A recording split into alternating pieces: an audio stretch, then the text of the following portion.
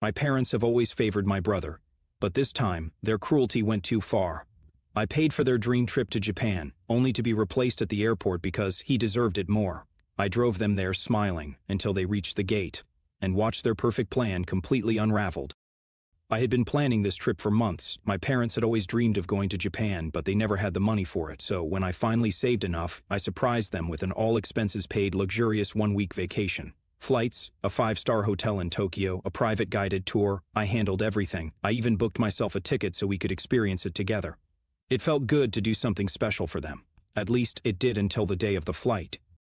The morning of the trip, I pulled up to my parents' house, grinning. They were already waiting outside with their luggage. My mom looked thrilled, practically bouncing on her heels. My dad had this proud, satisfied expression, like he couldn't wait to tell his coworkers about the trip his son had gifted him. But something was off because, standing next to them, holding a duffel bag, was my brother, Jake. I frowned. What's he doing here? My mom beamed at me. Oh, we didn't tell you. She reached over and patted Jake's arm. Your brother is coming instead of you. I blinked, thinking I must have misheard her. What? Jake smirked. Yeah, man. Mom and Dad decided I should go instead. You know, I've been super stressed lately. Stressed? Stressed. Jake, who hadn't worked a job in 2 years. Jake, who spent his days playing video games in the basement, somehow needed a vacation more than me. I looked at my mom, waiting for her to say this was a joke. She wasn't joking. Honey, we just thought Jake could use this trip more than you, she said sweetly. You already travel for work sometimes, and this is a once-in-a-lifetime experience for him. I turned to my dad. Surely he would back me up. Nope. He just shrugged and said, It's already decided. Let's go. We don't want to be late. Like that was the end of it. Like it was their trip to decide. I clenched my jaw, my grip tightening on the steering wheel.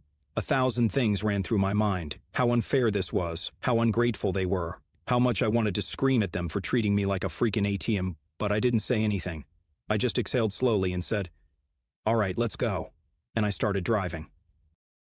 The whole way to the airport, Jake sat in the back, giddy as hell, talking about all the anime merch he was going to buy and how he couldn't wait to live it up in my hotel suite. My mom laughed, saying how much he deserved this. I kept my eyes on the road. When we arrived at the terminal, they all got out, stretching and chatting, completely oblivious. I popped the trunk so they could grab their luggage. My mom kissed my cheek and said, We'll send you pictures. Love you, sweetie. Jake grinned. Thanks for the free trip, man. My dad clapped me on the back. You're a good son. I smiled for the first time since they dropped this on me. I genuinely smiled because they had no idea what was coming. I watched as they walked inside, dragging their suitcases full of excitement. Then, I pulled out my phone. I opened the airline app and I tapped cancel. Their one-way tickets? Gone. They had no idea, not yet, but soon they'd reach the check-in counter, and over their passports and everything would fall apart. I got back in the car, pulled away from the curb, and waited for the first text to come in. Any minute now. My phone buzzed before I even made it out of the airport parking lot. Mom texted, Honey, there's a problem with the tickets. The airline says they were canceled. I smirked. Oh, really? That's strange. Another text came through almost immediately after. Mom texted, Call me now. I let the phone ring as I pulled onto the highway. Then came the third text. Dad texted, Did you mess something up with the booking? Fix this. There it was, the demanding tone I knew all too well. I took my time before responding, making sure they stewed for a few minutes. I pictured them standing at the counter, flustered, trying to understand how their free vacation had suddenly vanished. Finally, I texted back, Oh yeah, I canceled everything. Hope Jake enjoys his trip. The reply came instantly. Mom texted, What do you mean you canceled it? Dad texted, Get back here now and fix this. Jake texted, Dude, what's happening? I chuckled, taking the exit toward my apartment. I could just imagine the scene unfolding at the check-in counter. My mom freaking changed to freaking out, demanding to speak to a manager. My dad angrily checking his credit card balance, realizing he didn't have enough to rebook the flights. And Jake? I bet he was standing there like a lost puppy, finally understanding that for once in his life. My phone rang again. Mom. I picked up this time, but before I could say anything, she shrieked, You canceled the trip? Why? Oh, I don't know, I said casually. Maybe because you stole my vacation and gave it to Jake. She scoffed, like I was being ridiculous. We didn't steal anything. We made a decision as a family. I cut her off. You made a decision without me, after I paid for everything. It was for the best, she said firmly. Jake needed this more than you. Then Jake can pay for it himself, I snapped. Silence. For the first time, she didn't have a response. Then she started up again, her voice turning sickly sweet. Honey, listen, there's been a misunderstanding. Just rebook the flights, okay? We'll talk about this when we get back. I laughed. She really thought I'd cave. Yeah, no, I said. You guys have a great trip, though. Oh, wait. I pretended to think. You don't have one anymore, and then I hung up. I didn't even bother reading the texts that came flooding in after because, for once, they were learning what it felt like to be left behind, and it felt damn good. By the time I got home, my phone had blown up with calls and texts. Mom, 5 missed calls. Dad, 3 missed calls. Jake, 2 missed calls, and 1 pathetic text. Bro, you're actually doing this? Damn right I was. I grabbed a drink from the fridge, sat on my couch, and finally checked the messages, half expecting some last-ditch guilt trip from my mom. Instead, she'd gone full meltdown mode. Mom texted, I can't believe you would do this to your own family. After everything we've done for you, you turn around and act like a spoiled brat. We're stranded at the airport. What do you expect us to do now? I smiled. Exactly. Dad's texts were just as predictable. Fix this now. You're embarrassing us. This isn't funny. Jake, of course, had the most infuriating response of all. He texted, Dude, just book another flight. You can afford it. That made me see red. I could afford it? Like this was my problem to fix? Like I hadn't already paid for their entire trip only to be tossed aside at the last minute like I didn't matter? I took my time before responding. I texted, Oh, I absolutely can afford it, but you know what? I don't think I will. Mom texted, You selfish little... blocked. Dad texted, You better not... blocked. Jake texted, Bro, I'm your brother. I replied, Then act like it... blocked. I set my phone down, exhaling. The silence was beautiful. No more entitled demands, no more guilt trips, no more being treated like a damn wallet instead of a son. I could almost hear the chaos unfolding at the airport, the frustration, the realization that they weren't going anywhere. And the best part? They had no backup plan. That's what made this so perfect. They had expected me to fix it, to be the reliable, responsible one, to bend over backwards so they could continue treating me like garbage. But now, they were completely and utterly stuck, and I wasn't lifting a damn finger to help. I stretched out on the couch, feeling more relaxed than I had in years. The sheer satisfaction of knowing they were stuck at the airport, scrambling, panicking, and I didn't have to deal with it, beautiful. No more calls, no more texts, just peace. For the first time in forever, I had control. I turned on the TV, scrolling through channels absent-mindedly, but I couldn't stop picturing the absolute meltdown happening at the airport. Mom freaking out at the airline staff, probably demanding they fix their mistake. Dad, silent and fuming. He was never good at handling things when they didn't go his way. Jake, confused, helpless. No one had ever told him no before. And the best part? Their tickets were one way. That was something I had planned intentionally because the return flight was supposed to be a surprise. I had booked a premium class return trip for us after a full week in Japan. The best seats, lounge access, the whole deal. I was going to surprise them with it on our last day. But since they decided to swap me out for Jake, well, that return trip didn't exist anymore. They'd have to buy new tickets to come back, and international flights aren't cheap. I almost wished I could see their faces when they realized that, but nope, blocked. I ordered takeout, ate in peace, and for the first time in my life, I felt like I had finally won. And that's when I had an idea. A really, really fun idea. Because see, my parents had always been image-obsessed. They cared a lot about what people thought of them, family, friends, coworkers, even random neighbors. They loved bragging about their perfect family, loved posting their vacations, their fancy dinners, their hard-earned luxuries, but they didn't pay for any of it. I did. And now, I wasn't going to let them pretend. I grabbed my laptop, pulled up Facebook, and started typing a post. It was time to set the record straight. I stared at the blank post box for a moment, debating how to phrase it. If I went too nuclear, they'd just try to play the victim to everyone, twisting the story like they always did. I needed to be smart. I started typing, wishing my parents and Jake an amazing trip to Japan. I was supposed to go with them, but at the airport they decided to take Jake instead. Hope they enjoyed the non-refundable one-way tickets I paid for. Short, sweet, devastating. I hit post. Within minutes, the comments started rolling in. Aunt Lisa said, Wait, what? They ditched you last minute? Cousin Brandon said, Dude, wild. Are they even coming back? An old family friend commented, What kind of parents do this? My phone buzzed with dozens of notifications, and I couldn't stop grinning. This was perfect.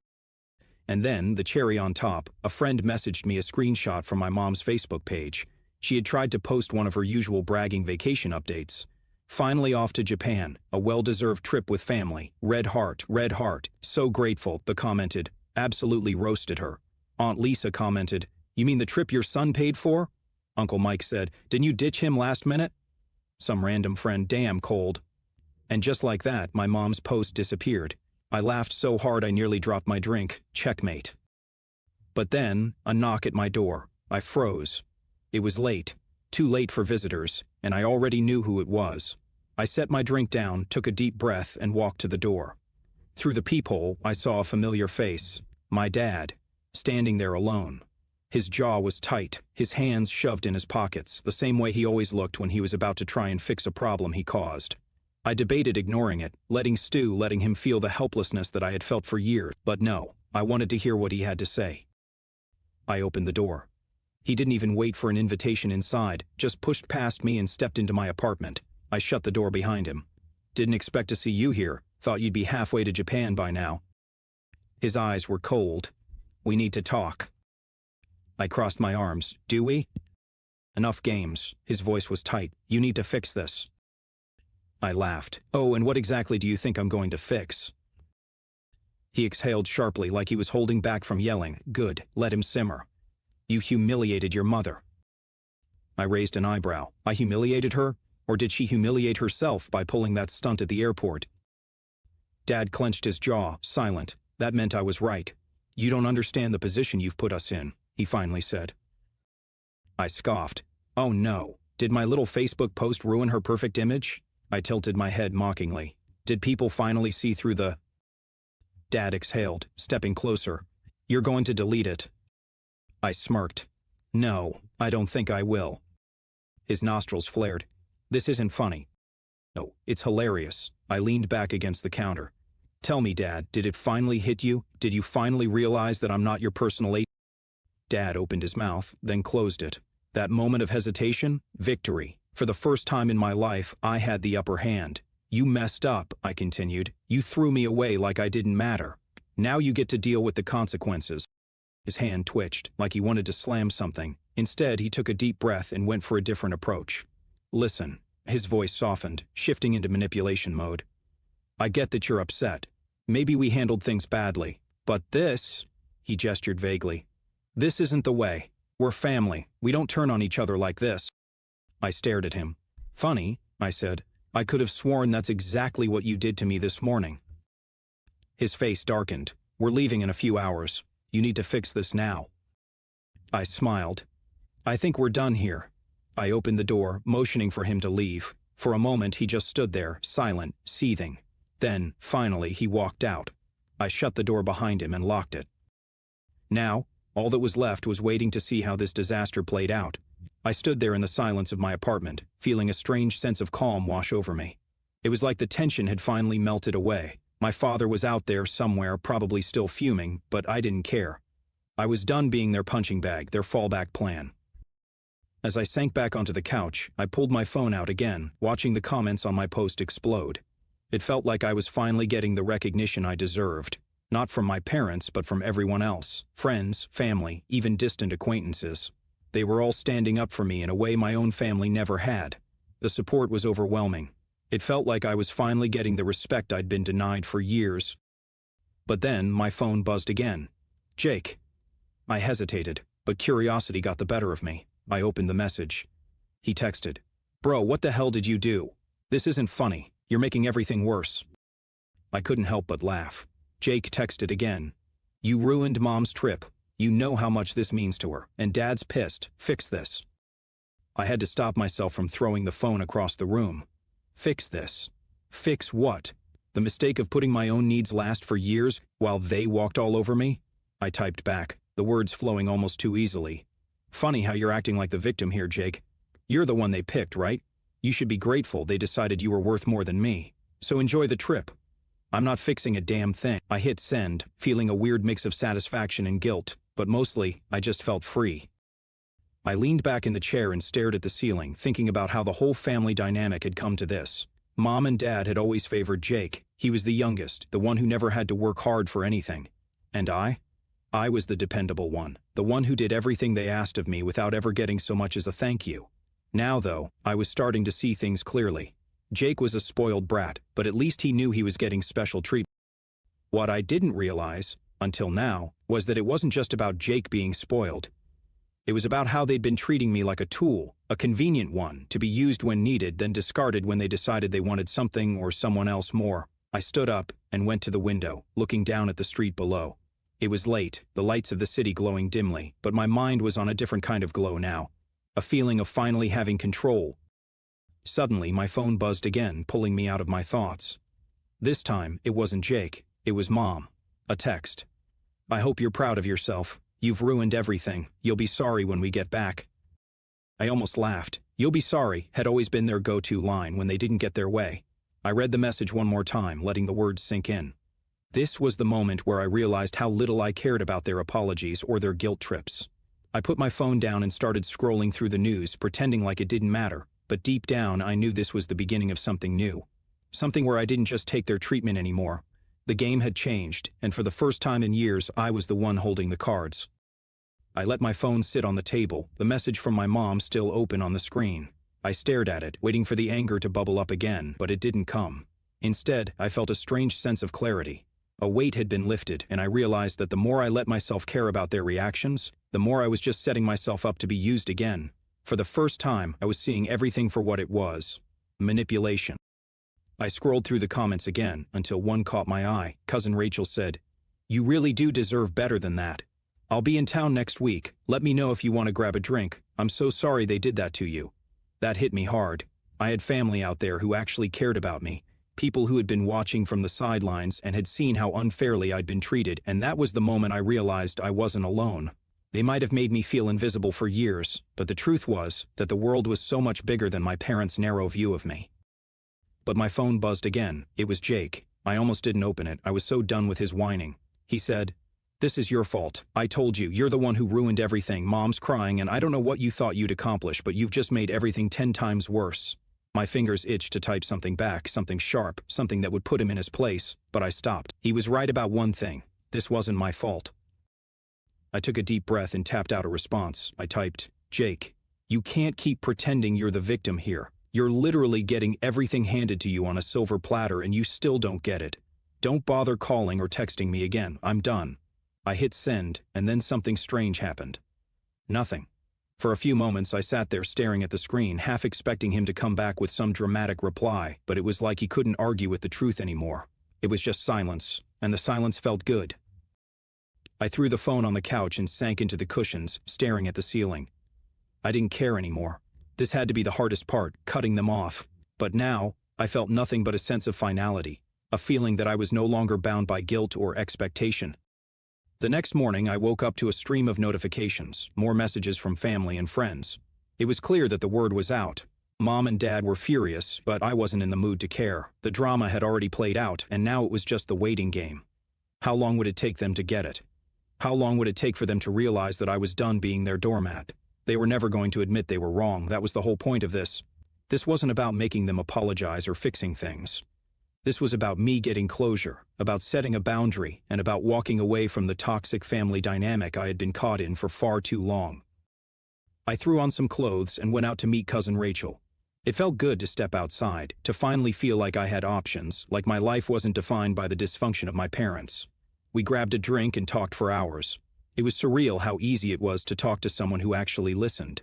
As the night went on, I realized how much I had been missing out on by keeping my head down and trying to fix a broken relationship that was never going to get better.